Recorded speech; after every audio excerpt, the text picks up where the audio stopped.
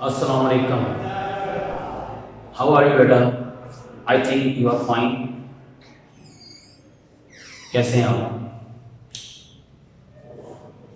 I am Tahir Farooq Rana. I am past studies teacher, the educator कसूर campus. बेटा आज का हमारा जो टॉपिक है, हिंदुस्तान में मुसलमानों की मुआशी हालत, हिंदुस्तान में मुसलमानों की मुआशी महरूमी, economic deprivation of Muslims in India. Hindustan में मुसलमानों की मुआशी महरूमी कैसे है? आप पिछली क्लास में बेटा पढ़ के आए होंगे कि अंग्रेज बड़े सगीर में तजारत के सिलसिले से जब उन्होंने देखा हमारा जो माल है,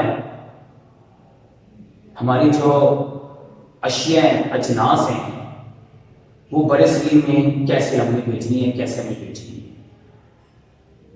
पहले पुर्तगीजी भी इस तरह के लोग थे जो आते रहे बड़े सगीर में तजारत के हवाले से, फिर इनको देखा देखी अंग्रेज़ों ने भी आना शुरू कर दिया। अंग्रेज़ों की भी आमद होगी, स्टार्ट हो गई, वो बड़े सगीर में आई। जिस तरह वो बड़े सगीर में अपना माल बेचते रहे, तजारत के हवाले से आते रहे, वो अपने असल में पाँव मजबूत कर रहे थे बड़े सगीर में। बड़े सगीर की ज़मीन में, हिंदुस्तान में वो दरअसल अपने पाँव जमा रहे थे कि कैसे बड़े सगीर में हुकूमत की जाए। तो आहिस्ता आहिस्ता जैसे उन्होंने अपने पाँव मजबूत कर लिए, तो वहां पे अंग्रेजों ने एक कंपनी बनाई और उस कंपनी का नाम रखा ईस्ट इंडिया कंपनी। अंग्रेजों ने ईस्ट इंडिया कंपनी 1600 में कायम हुई। ये जो कंपनी थी, हिंदुस्तान में ऐसी पॉलिसियां बनाती थी जिसका फायदा सिर्फ अंग्रेजों को होता था। कि ऐसी पॉलिसियां बनाना कि अगर उनके कोई ज्यादा से ज्यादा प्रॉफिट मिले, ज्यादा से ज्यादा बेनिफिट मिले, वो सिर्फ अंग्रेजों को। हिंदुस्तान की दूसरी कौम से उनको कोई तल्लुक नहीं था। अगर उनको कोई फायदा होता है या नुकसान होता है तो उनसे कोई को कोई तल्लुक नहीं था। वो सिर्फ और सिर्फ अपना फायदा सोचते थे, सिर्फ अपना बेनिफिट सोचते थे। इस हवाले से जब उन्होंने बड़े सगीर में ईस्ट इंडिया कंपनी कायम की 1600 में, तो वहां पर जो मुगल बादशाह थे, मुगलिया हुकूमत थी, उन्होंने मुगल बादशाहों से कई फैसिलिटीज हासिल की, कई बरात हासिल की। उन्होंने वहां पे तजारती कोठियां बनाई, ट्रेड सेंटर्स, ताकि जहां पे आप तजारती कोठियां जहां पर बनाई गई थी, वहां पे तजारत का सामान आगे पीछे किया जाता था। वहां पे तजारत के हवाले से, ट्रेड के हवाले से मीटिंग्स वगैरह की जाती थी कि कैसे हमने अपने कारोबार को वसी करने हैं, कारोबार की कैसे हमने पब्लिसिटी करनी है, कैसे इशात करनी है। ये वहां पे काम किया जाता था। ट्रेड सेंटर्स में तजारती कोठियां वहां जो बनाई हुई थी, उन्होंने मुगल बादशाहों से काफी उनसे बरात फैसिलिटीज हासिल की थी। इसके बाद अंग्रेजों ने अपनी सनत और तजारत के तहफ़्फ़ुज़ के लिए, प्रोटेक्शन के लिए हिंदुस्तान के अवाम पर बड़े टैक्स लगाए।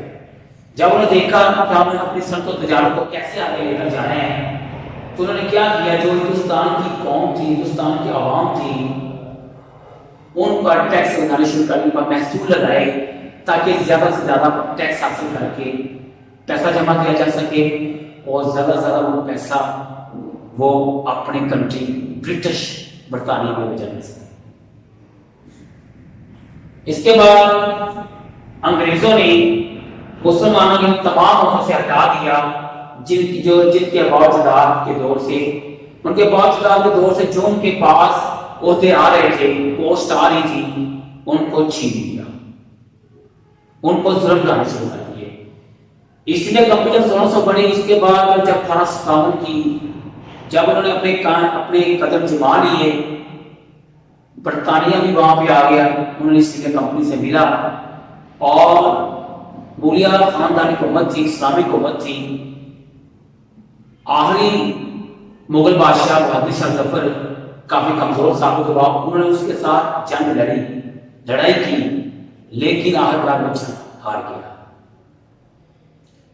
जब 1857 में जंग आजादी हुई, जब मुसलमान जंग हार गए, तो अंग्रेजों ने खास तौर पर मुसलमानों से बदला लेना शुरू कर दिया, क्योंकि हिंदुओं ने अंग्रेजों को बावर करा दिया था कि इस जंग में जो 1857 की जंग हुई है, इसमें सिर्फ और सिर्फ मुसलमानों ने हिस्सा लिया है, सिर्फ मुस्लिम ने पार्टिसिपेट किया है, हिंदुओं ने नहीं किया। तो वो अंग्रेजों को अपनी साजिश में ले आए और अंग्रेजों को बता दिया, बावर करा दिया कि हम इसमें नहीं थे। तो इस बिना पर अंग्रेजों ने मुसलमानों से बदला लेना शुरू कर दिया और उनको उनके जो ओहदे थे, उनकी पोस्ट थी, उनसे छीन ली, उनकी जायदादें छीन ली, जो आबाओ जदाद से आ रही थी, उनकी जायदादें छीन कर, उनके ओहदे छीन कर हिंदुओं के हवाले कर दिए, हिंदुओं को दे दिए। अंग्रेजों ने हिंदुओं को मामूली ओहदों से तरक्की देकर आला ओहदों पर फाइज कर दिया, उनको आला ओहदे दे दिए गए, हाई पोस्ट उनको प्रोवाइड कर दी गई, जिनसे हिंदू बहुत खुश थे और मुसलमान माली लिहाज से हिंदुओं से पीछे रह गए, इकोनॉमिक लिहाज से मुसलमान हिंदुओं से पीछे रह गए। इस तरह मुसलमानों में इकोनॉमिक कैपिटुलेशन पैदा हो गई। फिर अंग्रेजों ने क्या किया? अंग्रेजों ने मुसलमानों की जमीनें छीन कर दूसरी कौम को दे दी। उसमें दूसरी जो बड़ी कौम थी हिंदू थे, इसके अलावा ईसाई थे, सिख थे। हालांकि इस जंग में 1857 में मुसलमान हिंदुओं के अलावा दूसरी कौम ने भी हिस्सा लिया था, जिसमें सिख ईसाई भी आ जाते हैं, उन्होंने भी हिस्सा लिया था। लेकिन अंग्रेजों ने सिर्फ और सिर्फ मुसलमानों से बदला लिया। वो क्यों बदला लिया, क्यों इंतकाम लिया? वो सोचते थे कि ऐसा ना हो कि पहले तकरीबन 1000 साल मुसलमानों की हुकूमत रही है बरसगीर में, सब कॉन्टिनेंट में, तो ऐसा ना हो कि मुसलमान दोबारा अपनी हुक्मरानी पे आ जाए, दोबारा ऐसा ना हो कि वो फिर हुक्मरान बन जाए और इस बरसगीर पर अपनी हुक्मरानी शुरू कर दें। तो इसलिए अंग्रेज मुसलमानों से मोस्टली डरते थे। मुसलमानों को सरकारी मुनासिबों से निकाल दिया और इन पर आयदा के लिए जो पोस्ट, जो नौकरियां इश्तिहार में आती थी, वो सिर्फ हिंदुओं के लिए निकाली जाती थी। और न्यूज़पेपर में स्पष्ट लिखा होता था कि ये सिर्फ और सिर्फ जॉब्स हैं, वो सिर्फ हिंदुओं के लिए हैं, मुसलमान इसके हकदार नहीं है। मुसलमानों की अंग्रेजों के दौर में बंगाल में अमन अमान की खराबी पैदा हो गई।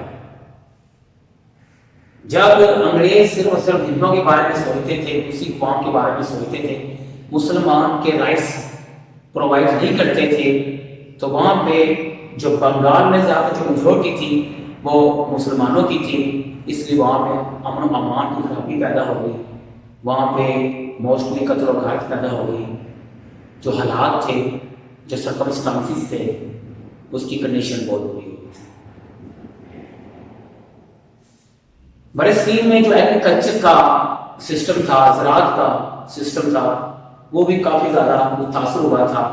ज़राअत भी मुसलमानों की, ज़राअत में जो अंग्रेजों की गलत पॉलिसियां थी, उनकी वजह से ज़राअत का निज़ाम भी बहुत खराब हो चुका था, एग्रीकल्चर का सिस्टम खराब हो चुका था। अजनास की किल्लत पैदा हो चुकी थी, जो खाने पीने की अशिया थी उसमें किल्लत पैदा हो चुकी थी। तो कि जो खेती बाड़ी में, खेतों में मुसलमान लोग भी काम करते थे, जब मुसलमानों से वो जमीनें छीन ली गई तो उस वजह से जो पैदावार होती थी उसमें कमी पैदा हो गई, जिससे खाने पीने की अशिया भी मुस्लिम बरसगीर के लोगों के लिए बहुत कम पैदा हो गई। उसके अलावा बंगाल में रेशम और सूत के कार्य, बंगाल में उसमें रेशम का कपड़ा पैदा होता था, सूत का कपड़ा पैदा होता था, इसलिए उसके जो कारीगर थे उनको निकाल दिया गया और दूसरे कारीगर रख दिया गया। यहाँ जो ताजर थे, ताजर भी वहां से बदतर होकर चले गए। कई मुसलमान जो थे उन्होंने अपना फैक्ट्री बंद कर दी, जिनकी वजह से काफी ज्यादा कपड़े की, रेशम के और सूत के कपड़े को काफी ज्यादा नुकसान हुआ। ईस्ट इंडिया कंपनी के नए टैक्स के बाद किसानों पर टैक्स की शरह बढ़ी। पहले टैक्स कम थे ईस्ट इंडिया कंपनी से, पहले जो मुगल बादशाह थे, मुगल हुकूमत थे, उन्हें टैक्स कम लगाए हुए थे, जिसकी वजह से मुसलमानों को फायदा हो रहा था। उनकी जो रेशो थी कम थी, बाद में रेशो को बढ़ा दिया गया, टैक्स की रेशो को, जिसकी वजह से मुसलमानों को काफी नुकसान हुआ, जिनसे उनकी वजह से उनकी फैक्ट्री को नुकसान हुआ। उसके बाद मकामी ज़राअत को भी नुकसान हुआ, जो लोकल एग्रीकल्चर डिपार्टमेंट थे उनको भी ज़्यादा नुकसान हुआ।